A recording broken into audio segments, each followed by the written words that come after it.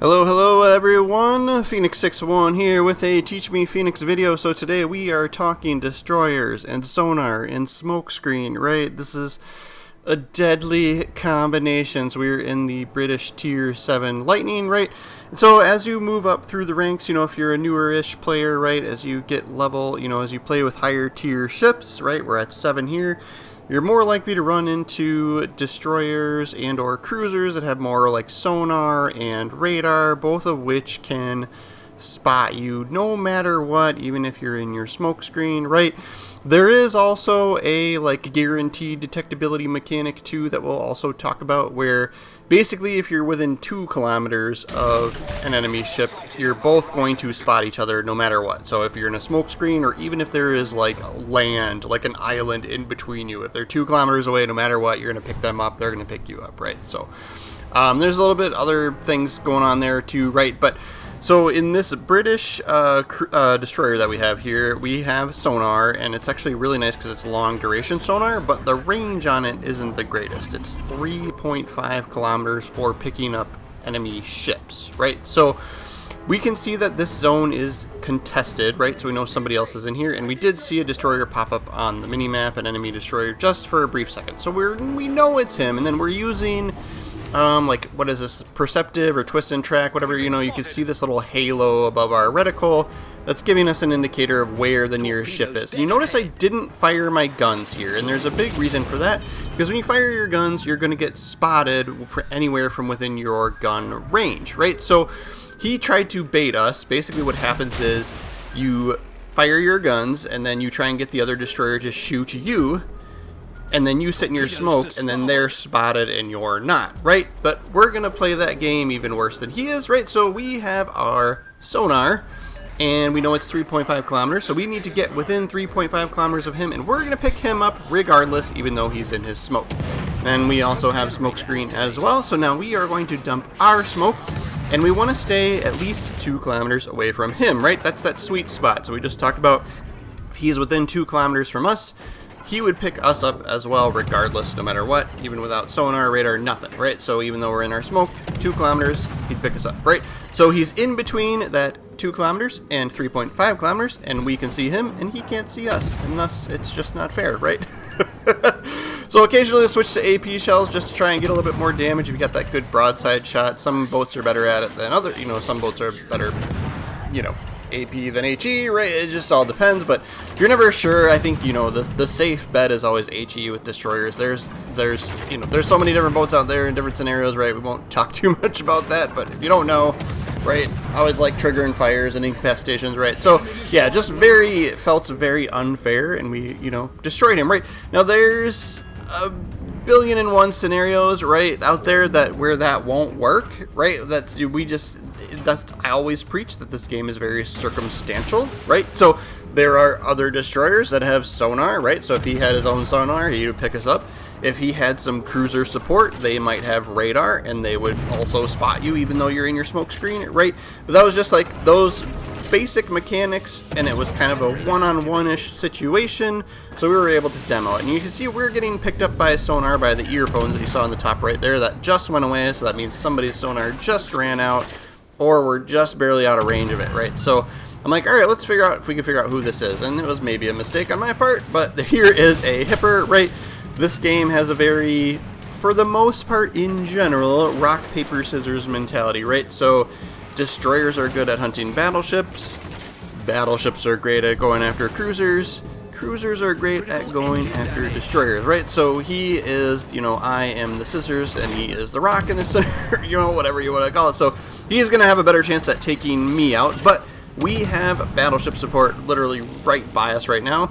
We get lucky with a torpedo. We are continuing to fire at him, right? So we're able to finish him off. I don't think we get this kill, but yeah, I think our battleship that's helping us out, right? So, oh, nope, we did get the kill. And then, yeah, we just barely managed to escape that encounter, right? But kind of wanted to demo, it was like perfect scenario where it was like, hey, we were able to, utilize our sonar to take out a destroyer, and then we were also able in the same, minute or so there show what it looks like to get picked up by sonar even while you're in your smoke, right? So yeah, we'll go and hunt down. I think for this game, we do end up winning this game, but we won't play the whole thing through. I want to show you the build and talk a little bit more about the sonar and detectability and stuff like that, right? So we fired our gun, so that gets us spotted, obviously, but, you know, I'm being a little aggressive here, which is fine. Like, there's quite a bit of momentum going in our favor for this match, right? Taking out destroyers early on really gives your team a huge advantage. That takes away some spotting mechanics for the enemy team, and you know, like just destroyers, right? Like, they go in cap zones, they go in spot, they go and hunt down battleships, right? So yeah, we will turn into the torpedo bombers that are approaching from our starboard or right side over here, right? So that gives us a little bit better chance to dodge, right? And then yeah, there's always that like mechanic of like the torpedoes are still too deep in the water to hit your ship anyway, right? So if you can, sometimes you can plow over them. And then I am turning left here because he was about to do another run, and so same situation came up, right? But so this is the Lightning. I have a green camo on here from like St. Patty's Day or something, right? If you're not sure what the smoke and radar situation or sonar situation is for your ship, you can go to loadout here. You can see how long the duration is, right? That's how long it'll be smoking for, right? And then dispersion time is how long it's going to last after the, you know, consumable ends, right? That's how long it's going to stick around. So the British destroyers, it's very short in comparison to a lot of the others, right? And then reload time, obviously, is reload, you know, till you can hit it again. It's pretty short. That's pretty short for British as well. And then here's, you know, torpedo detectability, 2.5 kilometers. So that's when you're going to see torpedoes, right? And then detection of ships is what we were going after in the example that we showed in the very beginning of the video, right? So that enemy destroyer got picked up within 3.5 kilometers. We were sitting in our smoke. We could see him. He couldn't see us, right? And then, of course, reload time, number of consumables. You get it, right? So here is where I was like, I hadn't been playing the Lightning in quite a while, and I'm actually going to change a couple things up in here, right? But for damage control, you know, fire duration, flood duration, a little less, like, I don't know if I would recommend this for destroyers. My favorite is propulsion mod, but a lot of the British ships don't give you that choice, right? So I am actually going to switch this to the steering gears. And then this is the mechanic I was talking about here. So if someone has target acquisition on their ship, basically you have that guaranteed 2-kilometer detection range that I was talking about. And we're going to demonstrate this in the next video here too. But basically spotting range plus 20%, right? So they're going to pick you up in 3 kilometers. And that's without sonar, right? So, but because, you know, the trade-off here is which one are you picking, right? So I could now technically pick up people within 3 kilometers of me, regardless, you know, no matter what, whether they're in smoke, you know, and without sonar or radar, right? But your other choice here is concealment, right? And usually with the destroyer you want concealment, right? So I'm gonna switch to that. Plus we have sonar.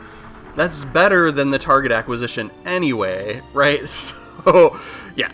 And I think I picked AA here. I don't know why. I think maybe main battery dispersion and range might be better, or even, you know, for you know, just because of this particular ship, it's a little bit more heavy on the guns, right? So you could pick, you know, I'm not a fan of my torpedo launchers being incapacitated, right? I don't know if I want this one, but yeah, I mean, this is, you know, you do you here, but yeah, you could, my second option would maybe be this main battery mod for the reload speed, but right, I like range and accuracy, but yeah, you do you, right? So, and then I'll show you what I have for the commander as well.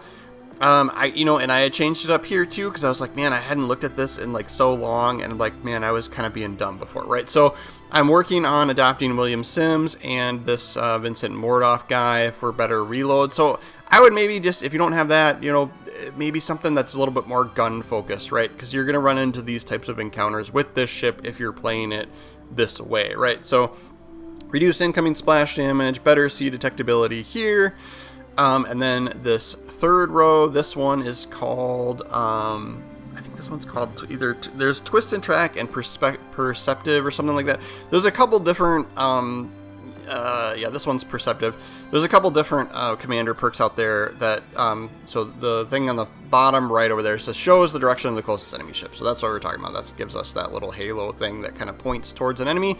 You don't have any idea of range, how far away they are, but you can see which direction they are, right? So some people live by that. I'm kind of so-so about it, right? So, and you know, here with the British destroyers, the smoke screen doesn't last very long. So, you know, you could pick this. I'm kind of thinking, like, you know, since we switched to rudder shift for the ship mechanic, like maybe this other perk, maybe sidestep would be a little bit better, right? Because we'd kind of get the balance there. So yeah. And then, I mean, you do you here, but man, Unstoppable for the legendary perk is just like, I can't get away from it on destroyers, right? So that keeps your, you know, you still have some rudder shift and some, you know, you still have some steering and some engine movement, right? Even if those mechanics are damaged on your ship, right? So, but yeah, so just like, it was one of those situations where I was like, I don't know how long ago I built out that ship and commander, but I needed to change them, right? Because I think I was doing it wrong, right? So, but here we have another example where we're going to try and do the same thing, actually, right? So we're going to run into a destroyer, and then we're going to try and use our smoke guns and sonar mechanic, right, to outwit him, right? But then we also get so yeah, if you don't know, down in the bottom right here in this, you know, the start menu, you can see the spotting range for your sonar, right? It was down, you know, it's 3.5 down in the bottom right. So if you like forget or whatever, I go in there all the freaking time because I'm like, which destroyer do I have? What's their range? It's the British or is it the German? Right. So yeah. Anyway, yeah, each ship can be different. Each country is, you know, has like kind of their standard, right? Yeah. But anyway, so we're gonna run into a battleship that presses in a little too hard here as well, and you can tell, you'll be able to tell that they're using the target acquisition mod for their ship instead of concealment or something else, because what's going to happen is we're going to be in our smoke, but they're going to spot us within the 3 kilometers, right? It's going to be this Nagato here, okay? But you also see there are, if you look at the, you know, the board up the top, there's 2 enemy destroyers as well, so there's always a good chance that I'm going to run into one of them as well, right? So we can watch the halo, the perspective, the twist and track thing marker, right, and kind of try and get a determination if it's picking up one of these battleships or if it's maybe picking up somebody else, like a destroyer or something too, right? So, like I said, like, I'm kind of like on the fence about whether I like twist and track. A lot of people love it and live by it, but it does, you know, that person that's getting picked up by that it's sensing, they have a little locator arrow on them too, so they kind of know that they're the closest person to an enemy. You know, it's giving them information as well. But here is a Japanese destroyer, Shiratsuya, right, I'm bad at pronouncing names. And so he did the same thing. He fired his guns. We held off on firing ours. So we are using our sonar. We're going to wait until we pick him up again. And we know he doesn't have sonar. I know, you know, none of the, I don't think any of the Japanese destroyers do, right? So I'm going to get my guns off on him. He was still in his smoke. And then, so, you know, we're going to fire. And then we're going to slam on our brakes, hit our smoke screen, see if we can go undetected, right? Now this guy is being a little bit smarter, and he is going to try and get away, and I'm just being a jerk, and I'm like, no. So, and we did see he let his smoke screen out, and I was like, you know what? We could probably chase him and get into his smoke screen, because his smoke screen lasts a lot longer than my smoke screen, right? And so, like, we might be able to get away with it, right? So we'll see. We're going to be real aggressive here, see if we can get this kill. But then if, you know, we're going to get into his smoke, right? So we shouldn't be spotted, and we're not spotting him anymore, but we are seeing this Nagato, and he is spotting us. You can see the eyeball in the top right saying spotted. Now, of course, we are within the 2 kilometer range, so the guaranteed range, right? But, so yeah. So I just kept moving through, and I was like, you know what? We're screwed. If he's got, you know, target acquisition, that's what's going to keep us spotted, whether we slam on the brakes in that smoke screen or not. Right, but I think we're giving our team a pretty good chance, you know, a pretty good fight here in the beginning, right? That destroyer has very, very little health left, but he did manage to get away, right? He made the smart play, noticed he was outgunned or out-teched, right? Like with the tech that we have the sonar, right? So he moved away from that situation and lives to fight another day. That is what I always recommend too, as well, right? Don't just give up your ship. But yeah, that's our video for today. If you guys like this type of content, please let me know down in the comments if there's any mechanics you want my thoughts and feelings on, right? You want me to do a video on, please let me know in the comments as well. Otherwise, make sure you're following, and thanks for watching, guys. Till next time.